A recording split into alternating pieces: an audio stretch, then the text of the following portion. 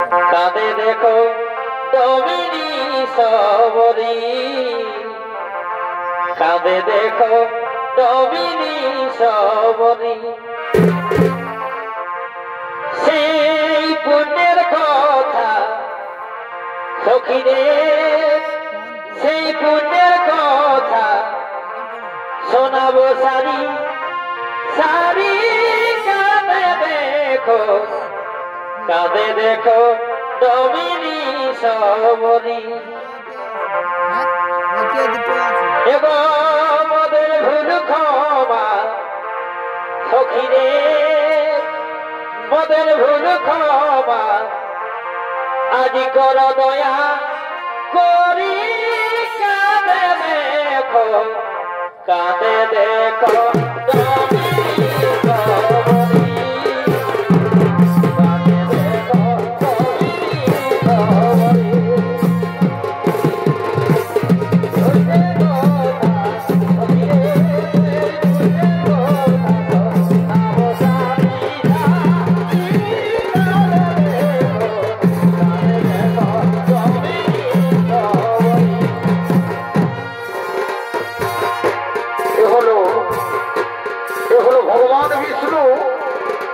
সমস্ত দেবতাদের নিয়ে দেবরাজ ইন্দ্রের রাজসভায় আগমন করতে চলেছে। তাই বিষ্ণুর ভূমিকায় অংশ নিয়ে এসেছেন অষ্টাদশ জগন্নাথ শিব।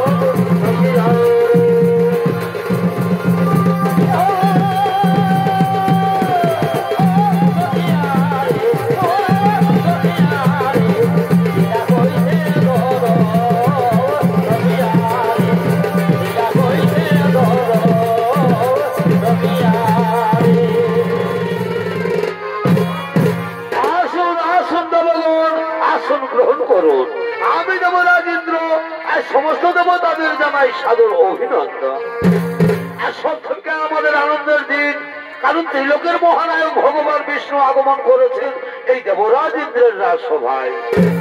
তবু প্রভু নারায়ণ এই দেবরাজ ইন্দ্রের প্রণাম গ্রহণ করুন। ভগবান দেবরাজ ইন্দ্রের প্রণাম গ্রহণ করুন। আয়ুষ্মান ভব। হে কি ইন্দ্র, তুমি সমস্ত দেবতাদের রাজা হয়ে আজ তোমার স্বর্গরাজ্য এমন নীরব নিথর কেন? না না প্রভু, আমার স্বর্গরাজ্য আর নীরব নিথর থাকবে না, কারণ কর্তার ইচ্ছা না হলে তো কর্ম হয় না প্রভু। আমি এক্ষুনি সমস্ত অপ্সরাদের ডেকে নানা প্রকার নৃত্য গীতের আয়োজন করব। কোথায় বলে উর্বশী মেনকারম ভাতিরক্তমা, তোমরা তাড়াতাড়ি ছুটে এসো দেবরাজ ইন্দ্রের রাজসভায়।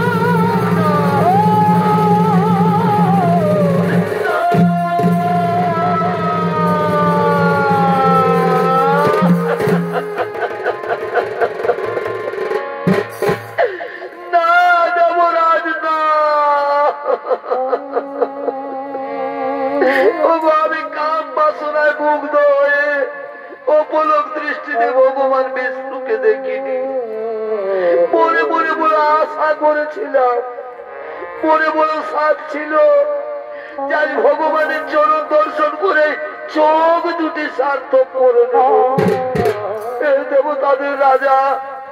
এর জন্য আমাকে ভয়ঙ্কর অভিশাপ দিও না।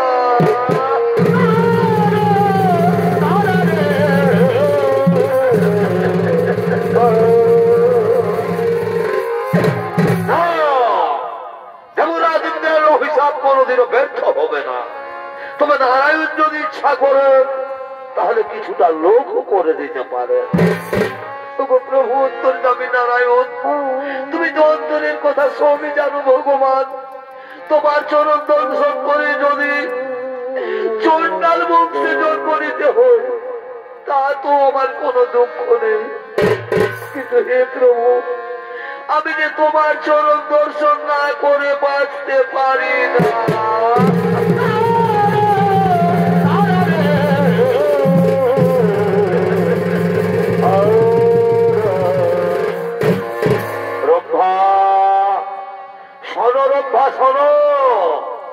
চণ্ডাল বংশে জন্ম হলো ভক্তি থাকবে তোমার অটুট। ত্রেতা যুগে আমি জন্ম নেব মানবের ঘরে, অযোধ্যা রাজা দশরথের জ্যেষ্ঠ পুত্র শ্রীরামচন্দ্র রূপে। আর তুমি জন্ম নেবে পঞ্চবটির মনে হীরা চণ্ডালের স্ত্রী মোহিনীর গর্ভে। নাম হবে তোমার শবরী। তুমি হবে আমার পরম ভক্ত, তাই ভক্ত রূপে দেখা হবে তোমার আমার। তারপর তুমি উদ্ধার হয়ে পুনরায় ফিরে আসবে স্বর্গলোকে। সমস্ত দেবগণ চিন্তার নাহিক কারণ, নিজ নিজ সবে করো আগমন।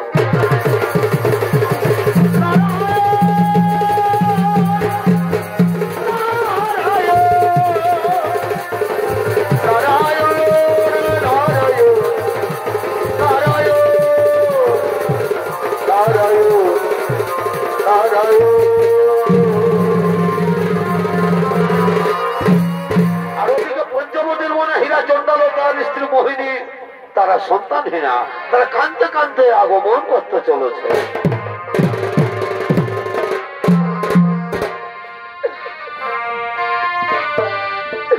সুন্দর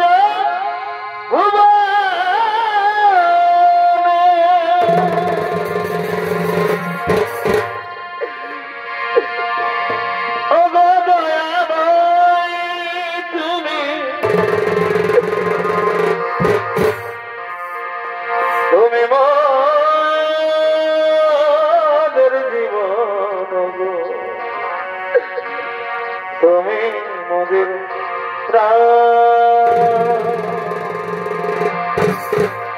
পায়া, তুমি মোদের জীবন, তুমি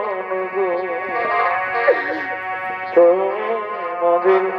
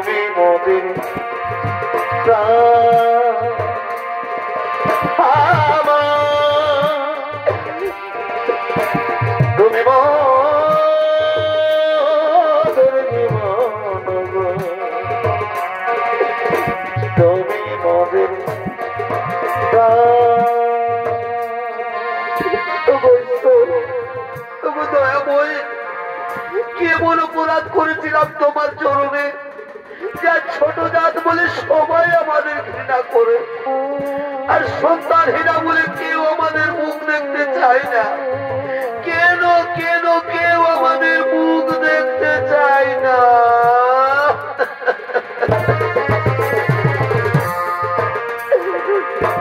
এই দুনিয়ায়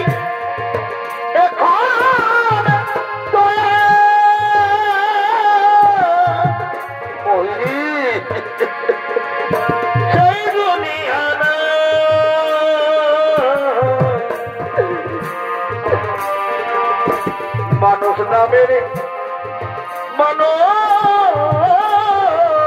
আছে, দুনিয়া বোঝা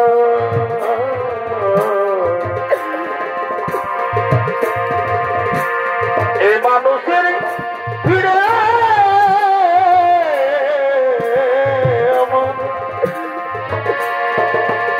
সেই মানুষ না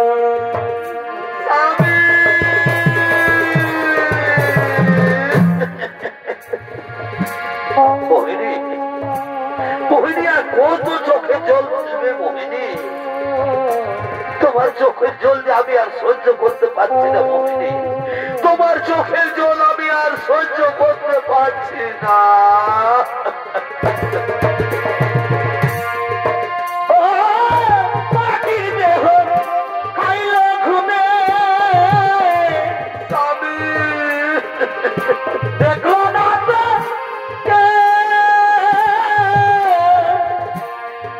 কেঁদো না,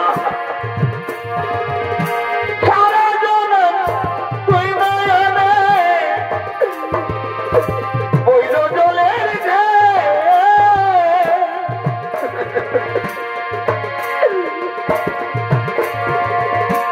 মনের ব্যথা কইতে গেলে এই দুনিয়ায় সবাই বলে সোনার সময় না, এই মানুষের ভিড়ে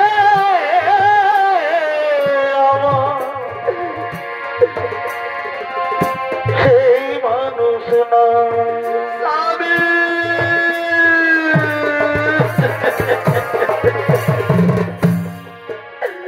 তুমি বলে দাও না গো, আমি কি কোনোদিনও সন্তানের মা হতে পারবো না স্বামী, আমি কি কোনোদিনও সন্তানের মা হতে পারবো না। মোহিনী তুমি আর কেঁদো না, ভগবান আমাদের উপর অত বড় নির্দয় হতে পারেন না মোহিনী, দেখবে একদিন না একদিন ঠিকই তুমি সন্তানের মা। তাই যেন ওই স্বামী, তাই যেন ওই গো, তাই হবে মোহিনী, তাই হবে।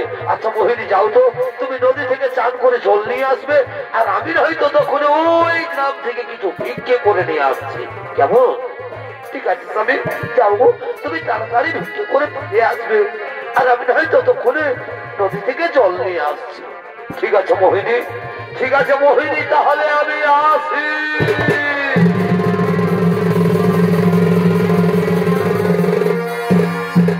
এদিকে মোহিনী নদীর ঘাটে চান করতে গেলে সেই গ্রামের কিছু রমণী নদীর ঘাটে জল তোলার জন্য আগমন করতে চলেছে। এগো নদী পারে বিহা হে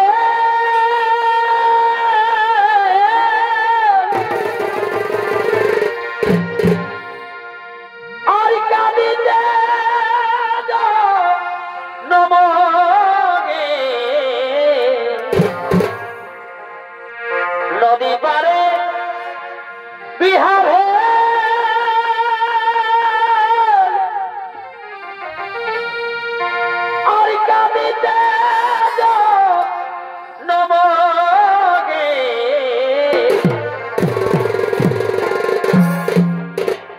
খেলে কেটে করে জামাই চায় কেন কেন গো?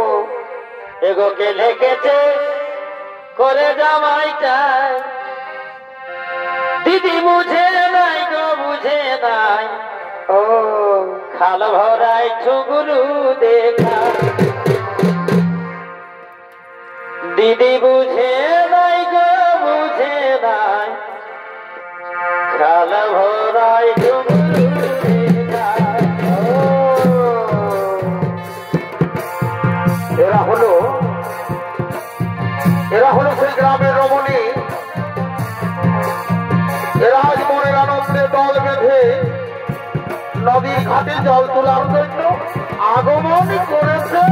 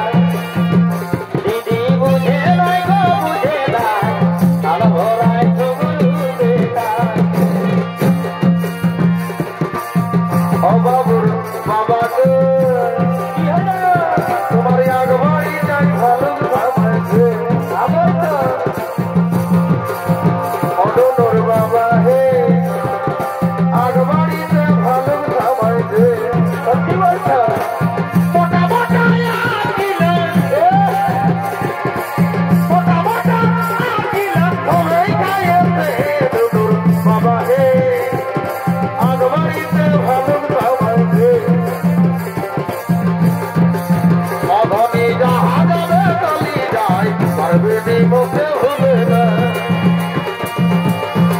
অধনী যাহা যাবে চলি যায় পার্বতী মুখে ভুলে না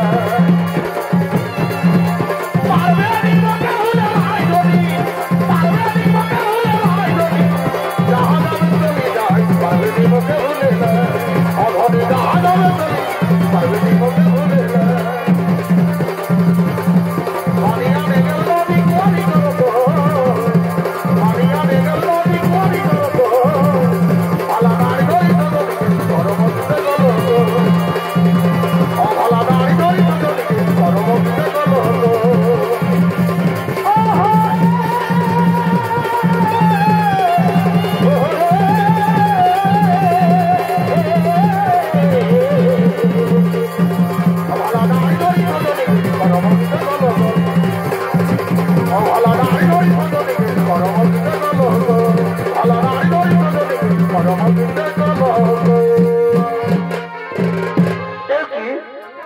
মোহিনী তুমি আজ অসময়ে জলের ঘাটে বসে রয়েছ তুমি জানো না যে আমরা প্রতিদিন এই সময় জলের ঘাটে জল তুলতে আসি তুমি ছোট জাত চন্ডাল তোমার মুখ দেখা তো আমাদের পাপ তার উপর আবার সন্তানহীনা লক্ষ্মী ও পোয়া এভাবে তোমার লজ্জা করো না চলো চলো আমরা না হয়ে অন্য ঘাটে জল তুলে নিয়ে যাই এ নারী নয় এ নারী নয় এ নারী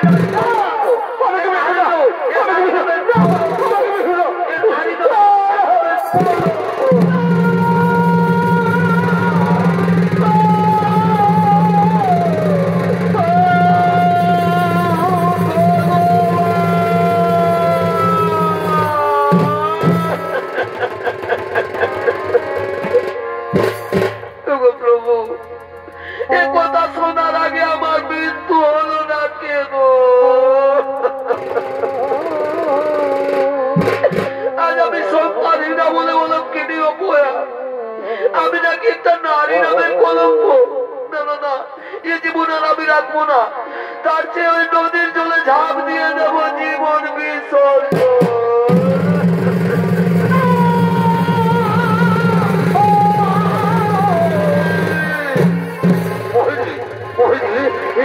তুমি কি করতে চেয়েছিলে মোহিনী তুমি কি করতে চেয়েছিলে তুমি জানো না যে আত্মহত্যা মহাপাপ চলো চলো মোহিনী তুমি এখন ঘরে ফিরে চলো জানো মোহিনী আজ না ভিক্ষে করে ফেরার পথে বৃক্ষের তোলায় বিশ্রাম করছিলাম হঠাৎ কে যেন স্বপ্নের মতো আমাকে বলছে হীরা চন্ডাল তুমি আর চিন্তা করো না তোমার ঘর আলো করে এক কন্যা সন্তান জন্মগ্রহণ করবে আর জানো মোহিনী সেই কন্যা নাকি হবে ভগবান বিষ্ণুর পরম ভক্ত চলো মোহিনী চলো এখন ঘরে ফিরে চলো রান্না করবে চলো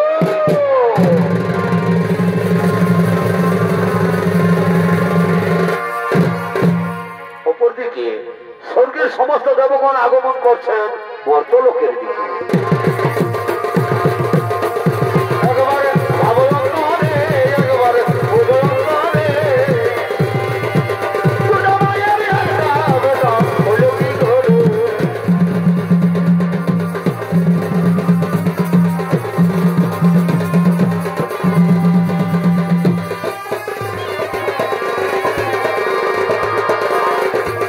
যখন আমার জন্ম হল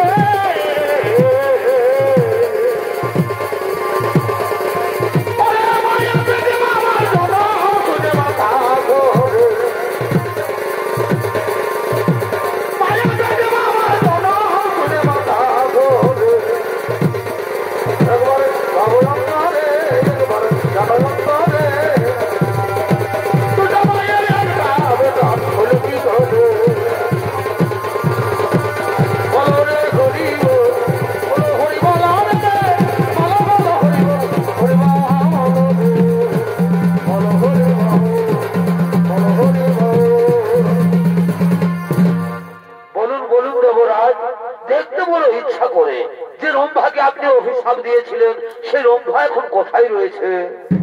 শোনো শোনো সমস্ত দেবগণ, যে রম্ভাকে আমি অভিশাপ দিয়েছিলাম, ভগবান বিষ্ণু সেই রম্ভাকে হীরাচন্দ্রের স্ত্রী মোহিনীর গর্ভে জন্ম দিতে চলেছে।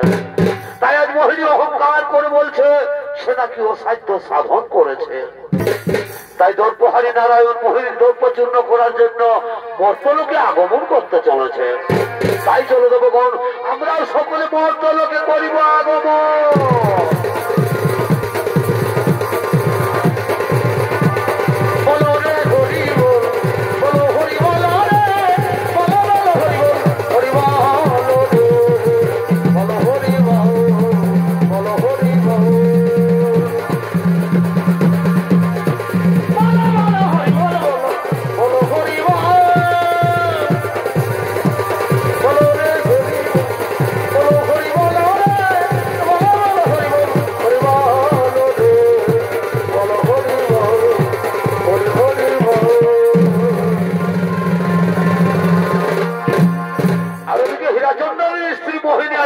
গর্ভবতী, তাই মনের আনন্দে অহংকার করতে করতে নিজ কুটিরের দিকে আগমন করতে চলেছে।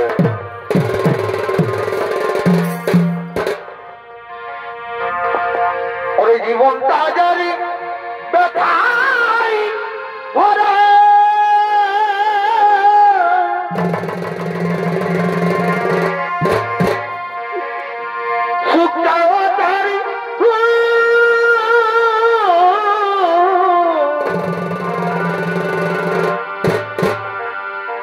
কেন বন্ধু ভালো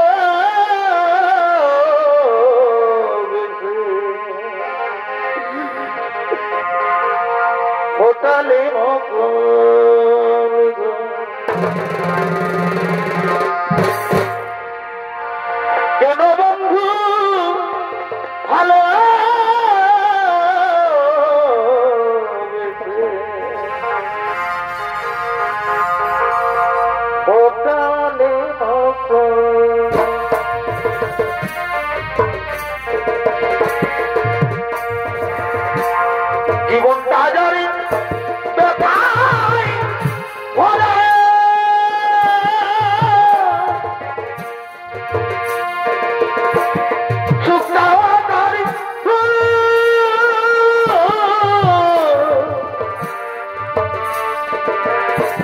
কেন বন্ধু ভালো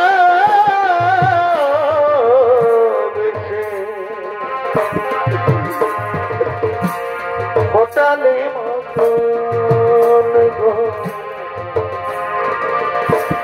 কেন বন্ধু ভালো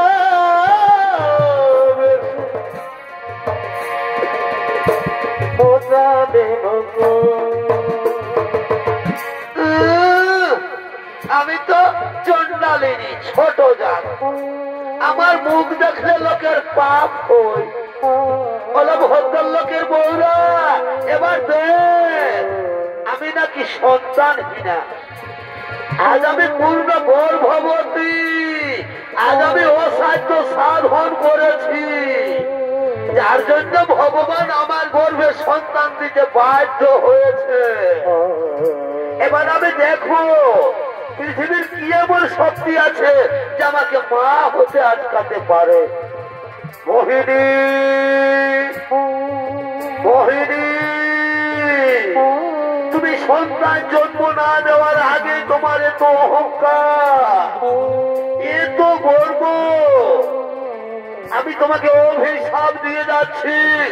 তুমি সন্তানের মা হবে ঠিক, তুমি সন্তানের জন্ম দেবে তাও ঠিক, কিন্তু তোমার সন্তান পৃথিবীর আলো দেখবে ঠিকই, তুমি তার মুখ দর্শন করতে পারবে না।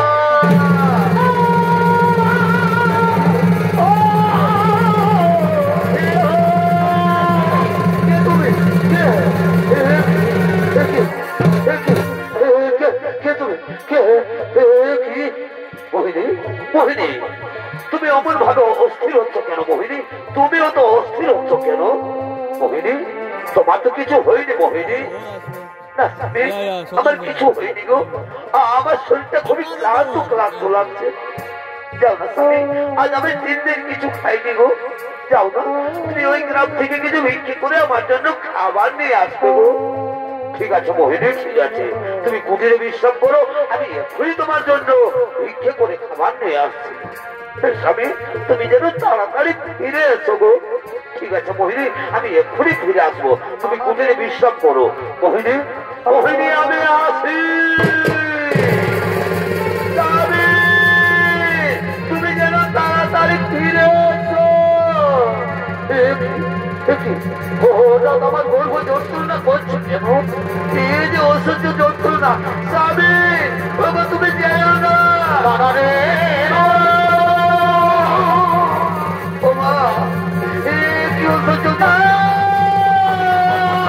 সহ্য করতে পারছি না।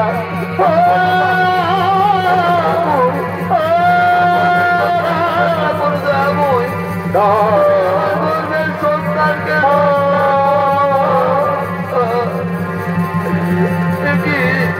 সহ্য যন্ত্রণা আর আমি সহ্য করতে পারছি না।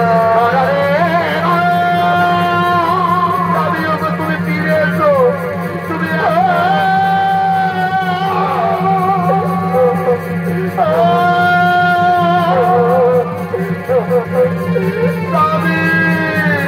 তুমি কোথায় গেলে? তুমি ফিরে এসে না গো।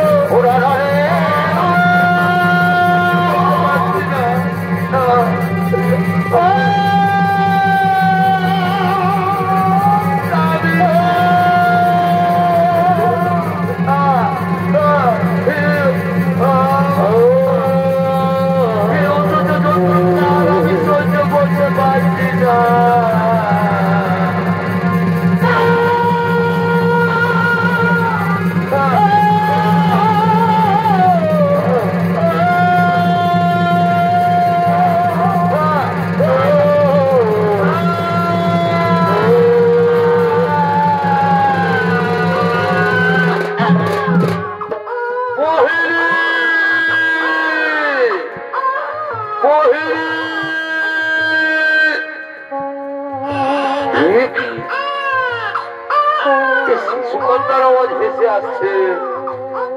তাহলে মোহিনী, মোহিনী, কি মোহিনী, তুমি আমাদের সন্তানের জন্ম দিয়েছো। আজ আমার কি আনন্দ, আজ আমার খুবই আনন্দ। আজ আমি বাবা হয়েছি, আজ আমাকে আর কেউ সন্তানহীনা বলতে পারবে না। আজ আমার খুবই আনন্দ। মোহিনী দেখো, দেখো, আরে আমাদের সন্তানকে দেখো। আর তোমাকে কেউ অলক্ষিণী অপরা বলতে পারবে না। তুমি মা হয়েছো, আমি বাবা হয়েছি। কি মোহিনী কথা বলছো না কেন? মোহিনী, মোহিনী, মোহিনী, কি মোহিনী, মোহিনী,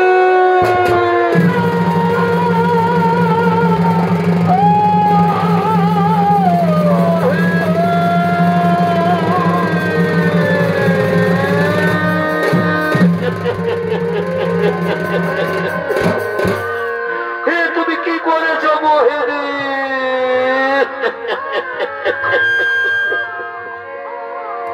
চলে যেতে হবে মোহিনী, সকলে ছেড়ে তুমি আমাকে খাবার আসতে পাঠিয়ে এরকম ভাবে আমাকে ছেড়ে চলে যেতে পারো না। আসলে রে শোনো,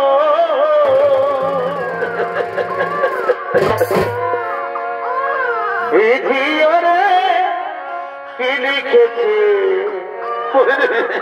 কখন তার মর বিধিও রে কি লিখেছে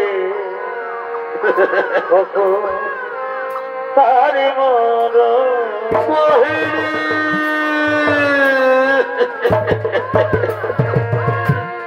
চলে যেতে হবে। আমি যে তোমার জন্য খাবার দিয়ে এলাম মোহিনী, সকালে ছেড়ে তুমি বলে আমি 3 দিন কিছু খাইনি। আসলে রে শোনো,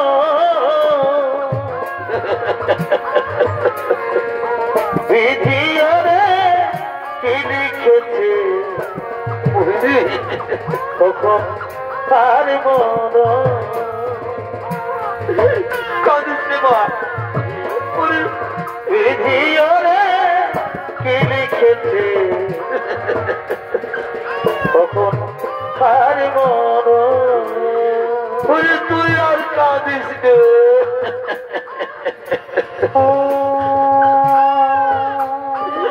কাঁদিস রে মা তোর মা তোকে ছেড়ে চলে গেছে যাবো না আমি তোকে কোনোদিন ছেড়ে যাবো না রে আমি তোকে কোনোদিনও ছেড়ে যাবো না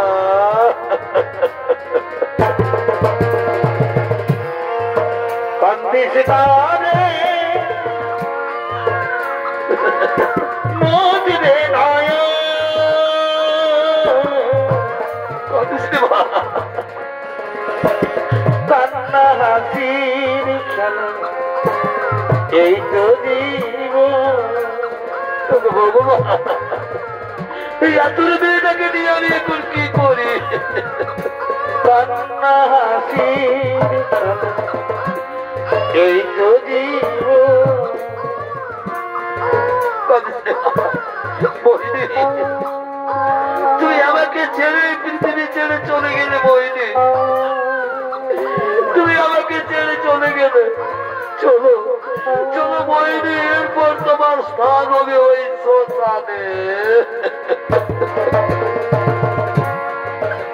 ও তোর সোনারে অঙ্গ হবে ভঙ্গ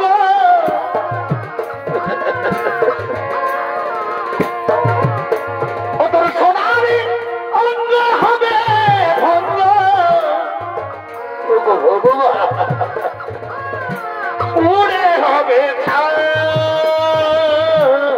কেমন তোমার নীলা দয়াময় নীলাকাশে যাবে উড়ে কইলারি চলো বহিনী চলো তোমাকে ওই শ্মশান ঘাটে পৌঁছে দি নীলাকাশে যাবে উড়ে কইলারি এসো বহিনী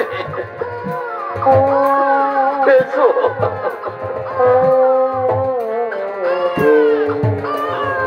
কাঁদিস রে মা ও তোর হাতির দাঁতের পালন কত ও তোর হাতির দাঁতের পালন কত চলো বহিনী রবে খালি পড়ে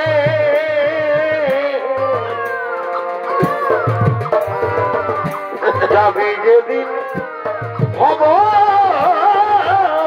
পারে বাসের ধলাই চড়ে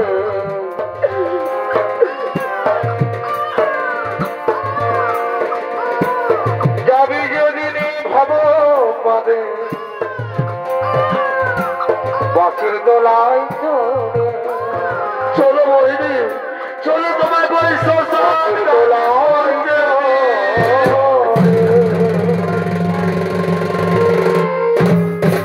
মহামান্য দর্শক মন্ডলী তাই হীরা চন্দাল তার স্ত্রীর শোধ কার্য শেষ করে তার কন্যা সন্তানের নাম রাখলেন শবরী শবরীকে নিয়ে হীরা চন্দাল খুবই দুঃখিত সেই ছোট্ট শবরীকে লালন পালন করতে করতে শবরীর 6 বছর বয়স হলে হীরা চন্দাল মারা যান আর হীরা চন্দাল মারা গেলে শবরী বড় অসহায় হয়ে যায় নিচু জাত বলে সবাই তাকে ঘৃণা করত কেউ তাকে আদর করত না শবরী মুনি ঋষিদের আশ্রমের এঁঠো পাতার খাবার খেয়ে খেয়ে বড় হতে লাগলো তবু তার মনে অটুট ভক্তি ছিল মুনি ঋষি সাধুগণদের সেবা করার জন্য কিন্তু দিনের আলোয় সবাই তাকে ঘৃণা করত তাই শবরী প্রতিদিন রাত্রির অন্ধকারে মাতঙ্গ ঋষির আশ্রমে গোপনে গোপনে কাঠের বোঝা রেখে দিয়ে যেত তাই মনের আনন্দে মাতঙ্গ ঋষি নিজ শিষ্যদের নিয়ে নিজ আশ্রমে আগমন করতে চলেছে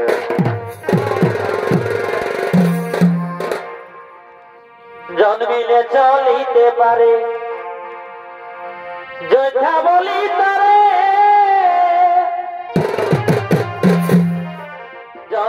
চলিতে পারে যোদ্ধা বলি তরে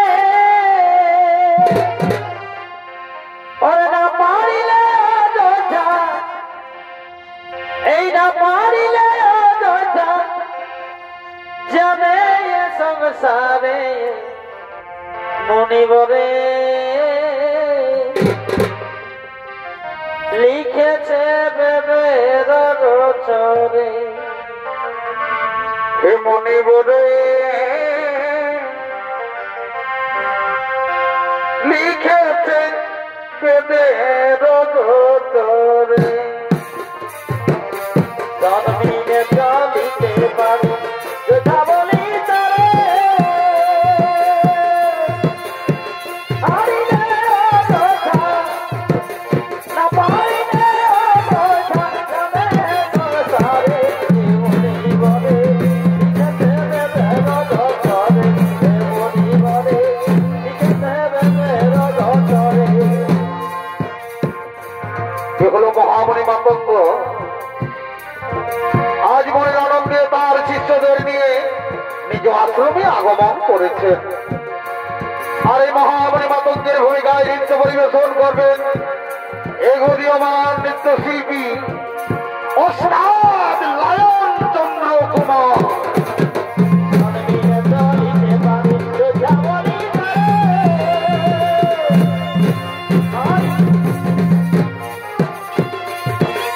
পারিলে যোদ্ধা যাবে সংসারে মনিবরে লিখেছে বেবের রচরে মনিবরে লিখেছে বেবের রচরে।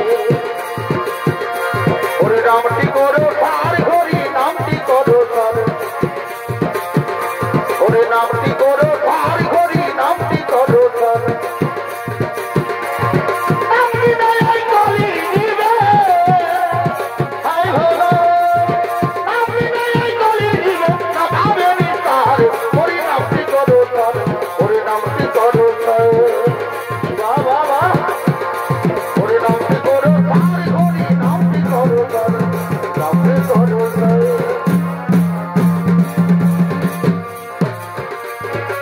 এক বিন্দু জলের ভিতর বহিতেছে সপ্ত সাগর, একজনা দিতেছে সাঁতার।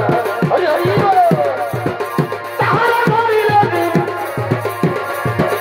তাহারা করিলে দিন হবে পারে পারে, হরি নামটি করো সার, হরি নামটি করো সার। চলগো গুরু দুই জনা পাবে, চলগো গুরু দুই জনা পাবে। আমার একলা যেতে ভয় করে, হরি হরি ওম বাবা আমার একলা যেতে ভয় করে। চলগো গুরু দুই জনা পাবে। আমার দেহ ছিল শ্মশান সমান, বাবা বাবা যে মন্ত্র দিয়ে করলে ভুল হবে। আমার সেই বাগানে ফুল ফুটেছে আয় হরে অহংকার বিরাজ করে। চলগো গুরু দুই জনা পাবে। গুরু গো আমার গুরু গো। শোনো শোনো আমার আশ্রমের সমস্ত মুনি ঋষিগণ, প্রণাম তব চরণে গুরুদেব, প্রণাম চরণে তব। শোনো শোনো মুনি ঋষিগণ, আমি অনেকদিন ধরে দেখে আসছি আমাদের আশ্রমে রান্না করার সমস্ত সামগ্রী শেষ হয়ে যায়, কিন্তু আজও পর্যন্ত কাঠের কোনো অভাব দেখছি না। আমার তো মনে হয় কেউ যেন চুপি চুপি এই আশ্রমের কাঠের বোঝা রেখে দিয়ে যায় না তো। সে কি গুরুদেব, সে কি, কে হতে পারে সে এমন মহান ব্যক্তি? সে যেই হোক না কেন, আজকে রাত্রে তোমরা অত্যন্ত প্রহরী থেকে হাতে নাতে তাকে ধরতে হবে কে সেই মহান ব্যক্তি। ঠিক আছে গুরুদেব, আপনার আদেশ আমরা অক্ষরে অক্ষরে পালন করব। ঠিক আছে, আমি চললাম এখন শয়ন কুটিরে। হে গুরুদেব, আপনি নিশ্চিন্ত বলে চলে যান শয়ন কুটিরে।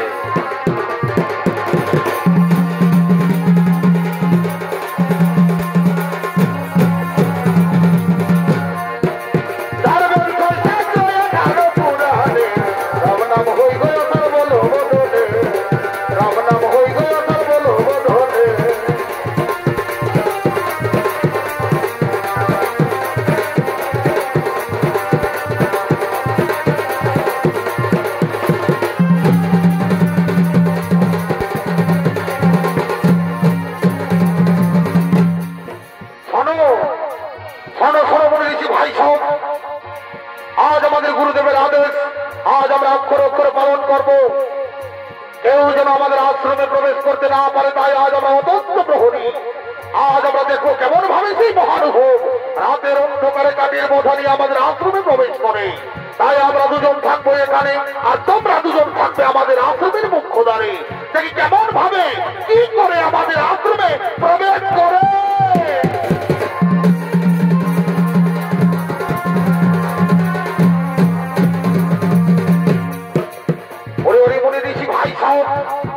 রাত্রি প্রায় গভীর হয়েছে, আর আমাদের নিদ্রায় গেলে চলবে না।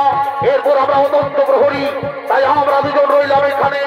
তোমরা দুজন থাকবে আমাদের আশ্রমের মুখ্য দ্বারে। চলে যাও, কেমন? ঠিক আছে ভাই, ঠিক আছে, আমরা চললাম সেই আমাদের আশ্রমের মুখ্য দ্বারে। তোমরা এদিকে ভালো করে দেখাশোনা করবে। ঠিক আছে, ঠিক আছে।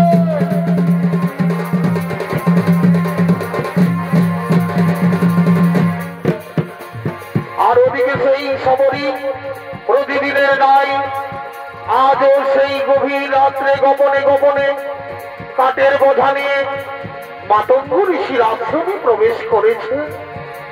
আর কাঁদতে কাঁদতে ঠাকুরকে বলতেন, ভগবান প্রভু দয়াময়, ছোট জাত বলে সবাই আমাকে ঘৃণা করে, তাই তো রাতের অন্ধকারে মুনি ঋষিদের আশ্রমে গোপনে গোপনে কাঠের বোঝা রেখে দিয়ে যায়, যাতে কাঠের অভাবে মুনি ঋষিদের অনাহারে না থাকতে হয়।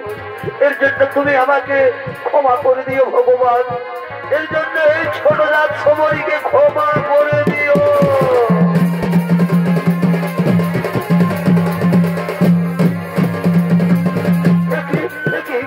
কে তোমরা? এই রাতের অন্ধকারে তোমরা কে? আমরা হলাম সেই মহামণি মাতঙ্গের শিষ্য। কিন্তু তুমি এই গভীর রাত্রে একজন রমণী হয়ে, একজন নারী হয়ে একা একা তুমি আমি হলাম এই রাজন্যালের মেয়ে সবরী। সবরী? ও তাহলে তুই সেই নিচু জাত ছোট জাত রাজন্যালের মেয়ে সবরী না? আমি তো কিছু অপরাধ করিনি। অপরাধ করনি? তুমি যে অন্যায় করেছো, এ অন্যায় ক্ষমা করা যায় না। তুমি জানো না এই মহামণি মাতঙ্গের আশ্রমে কোন নিচু জাত কোন ছোট জাত কেউ কোনদিন প্রবেশ করতে পারে না। আর তুমি নিচু জাত হয়ে ছোট জাত হয়ে প্রবেশ করেছো আমাদের আশ্রমে।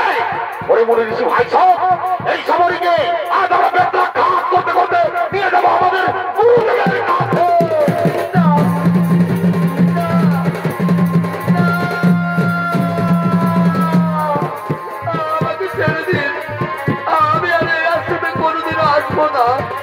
আমাকে ছেড়ে দেবো? তুই জানিস না আমরা মুনি ঋষি কত কঠোর তপস্যা করে ভগবানকে বাবার আশায় বসে থাকি, আর তুই আমাদের বন্ধ করতে চেয়েছিস। ওই শয়তানি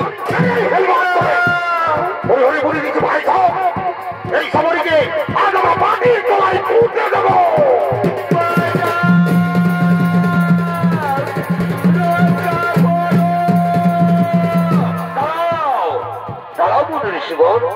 এই গভীর রাত্রে এক অসহায় নারীকে মারধর করছো কেন? গুরুদেব এই দেখুন গুরুদেব, এই হলো সেই হীরা চন্দালের মেয়ে সবরী। এই ছোট জাত সবরী প্রতিদিন আমাদের আশ্রমে চুপি চুপি কাঠের বোঝা নিয়ে আসে। মুনি ঋষিগণ, এই সবরী শুধু কাঠের বোঝা এনে দেয় না, এই সবরী প্রতিদিন গভীর রাত্রে আমাদের আশ্রমে ঝাড়ু লাগায়, ফুল পাতে, আবার গোপনে গোপনে মুনি ঋষিদের সেবাও করে যায় এই সবরী। গুরুদেব, তাহলে আমাদের ভুল হয়ে গেছে গুরুদেব, আমাদের ক্ষমা করে দিন গুরুদেব, আমাদের ক্ষমা করে দিন। তথাস্তু। মা সবরী, এই তোমাকে দেখে আমি খুবই আনন্দিত হয়েছি মা, আজ আমি খুবই আনন্দিত হয়েছি। কারণ মুচি হয়ে সূচি হয়ে যদি কৃষ্ণ পূজে, আর সূচি হয়ে মুচি হয়ে যদি কৃষ্ণ তোজে। মা সবরী, আজ থেকে তুমি এই আশ্রমের সমস্ত দায় দায়িত্ব পালন করতে পারবে। আজ থেকে এই আশ্রমের সমস্ত দায় দায়িত্ব তুমি পালন করবে। তোমার শরীরে নবভক্তির সঞ্চার হয়েছে, তোমার শরীরে নবভক্তি উদয় হয়েছে। মা সবরী, দেখবে এই আশ্রমে একদিন তুমি ভগবান রামের দর্শন পাবে। এটাই মাতঙ্গ ঋষির আশীর্বাদ। মুনি ঋষিগণ, সবরীকে অন্ত কুটিরে নিয়ে চলো, আজ আমি একে গুরু দীক্ষায় দীক্ষিত করে দেব।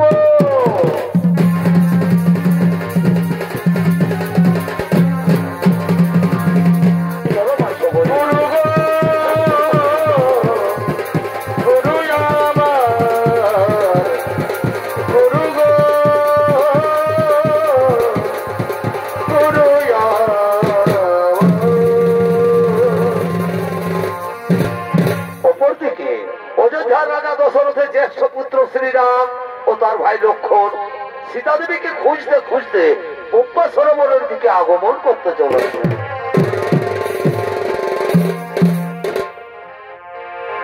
রাম কাহানি শোনো রে, রাম কাহানি, রাম কাহানি শোনো রে, राम कहानी कहत सुनते रे, कहत सुनते रे अखियों में पानी। राम कहानी सुनो रे, राम कहानी, राम कहानी सुनो रे, राम कहानी, राम कहानी सुनो रे, राम कहानी। এরাই হলো অযোধ্যার রাজপুত্র রাম ও লক্ষ্মণ দুই ভাই। আজ এরা সীতা দেবীকে খুঁজতে খুঁজতে পদ্মা সরোবরের কাছে আগমন করেছে।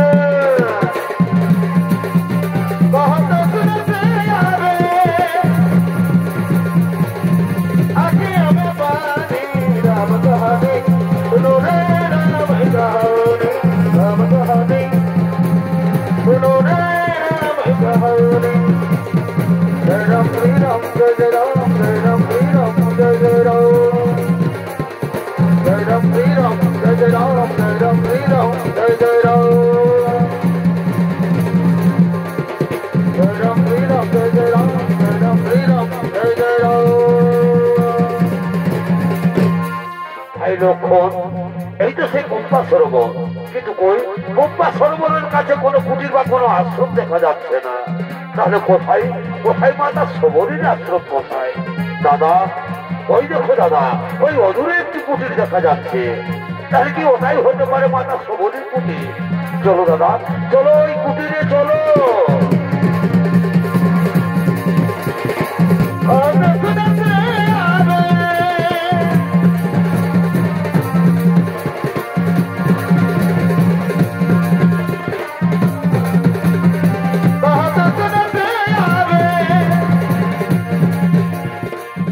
আর ওদিকে প্রতিদিনও নাই সবরী, আজও তার আশ্রমে ঝাড়ু লাগাবার জন্য, ফুল পাতার জন্য আগমন করতে চলেছে।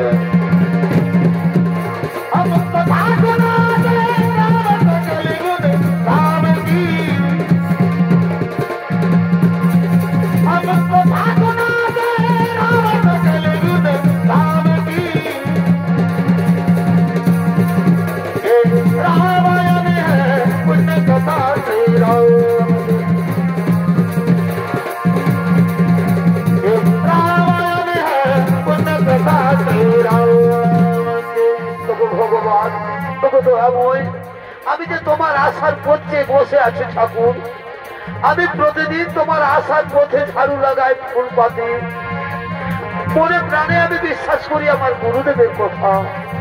একদিন না একদিন এই আশ্রমে তোমাকে আসতে হবে ভগবান, একদিন না একদিন এই আশ্রমে তোমাকে আসতেই হবে।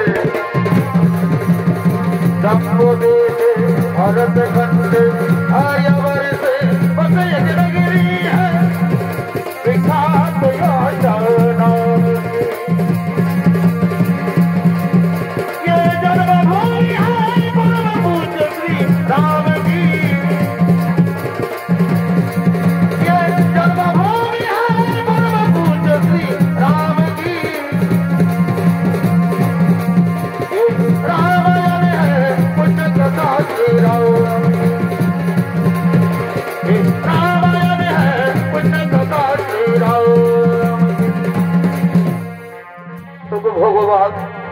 তবু তো এমন আর কতদিন পর আমায় দেখা দেবে ঠাকুর? রাখো, আমি যে প্রতিদিন তোমার চরণে, আমি মন থেকে তোমার জন্য মিষ্টি মিষ্টি ফলও নিয়ে আসি। তবু তো এমন আর কতদিন পর আমায় দেখা দেবে ঠাকুর? এরপর আমায় দেখা দাও। রাখো চরণে তব চরণে আমার শরণাগত আশ্রয় আশ্রিত জনে হে গোবিন্দ রাখো চরণে আমার হে গোবিন্দ রাখো চরণে আমার আমার ভজনী রামচন্দ্র আমার রঙ্গ বলাত রচনা ভজনী রামচন্দ্র বন্ধ বলাত রচনা ভজনী রামচন্দ্র বন্ধ বলাত রচনা ভজনী রামচন্দ্র বন্ধ বলাত রচনা ভজনী রামচন্দ্র বন্ধ বলাত রচনা ভজনী। কি আপনারা আমার এই ফুলে পা লাগাবেন না? এই ফুল আমি আমার প্রভু ভগবান রামের জন্য পেতেছি। কি আপনারা কাউকে খুঁজছেন? হ্যাঁ, আমরা মাতা সবরীকে খুঁজছি। মাতা সবরী কি আপনারা পরিচয় দিন? আমি হলাম অযোধ্যা রাজা দশরথের জ্যেষ্ঠ পুত্র শ্রীরাম, আর এ হলো আমার ভাই লক্ষ্মণ। প্রভু শ্রীরাম লক্ষ্মণ ভগবান, এই জন্মচক্ষে আমি যে আপনাদের চিনতে পারিনি ঠাকুর, আমাকে ক্ষমা করে দিন প্রভু, আমাকে ক্ষমা করে দিন।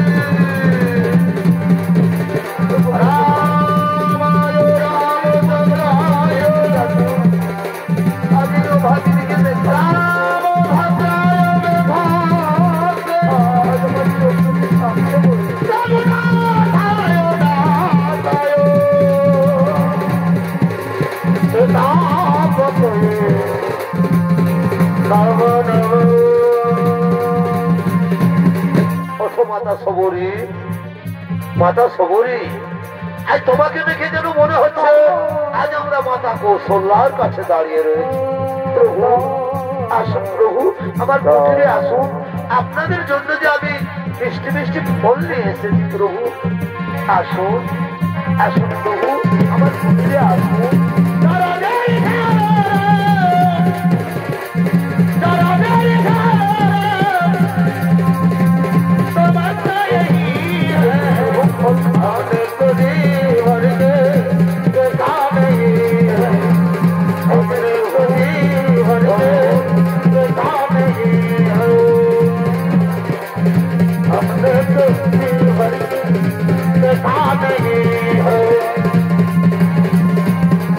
মাতা সবরী, তাহলে এরপর ঋষভমুখ পর্বত যাওয়ার পথ দেখিয়ে দাও মাতা।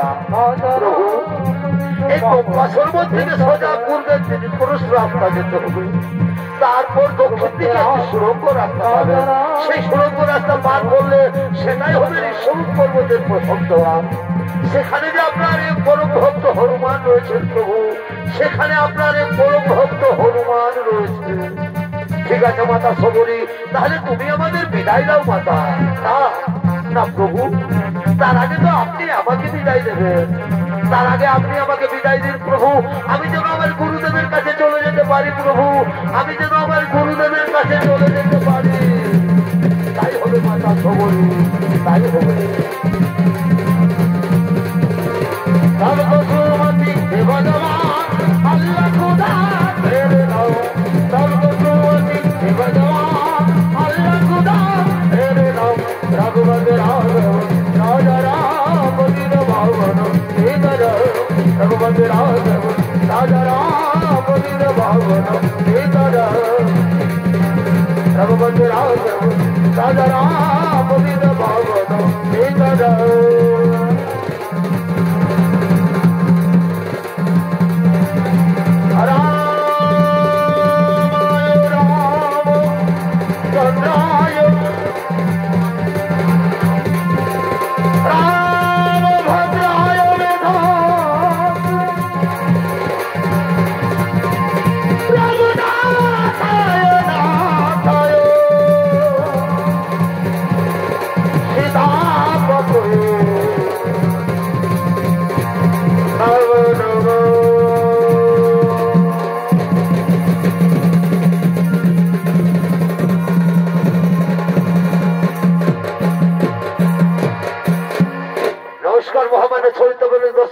আমার পূজনীয় মাতৃমণ্ডলী ওস্তাদ অজিত কুমার দ্বিতীয় নম্বর ছৌ নৃত্য নাট্যপালা ভক্ত সবরী উদ্ধার এখানে সমাপ্ত করলাম। নমস্কার, জোহার, দণ্ডবোধ, রাধে রাধে।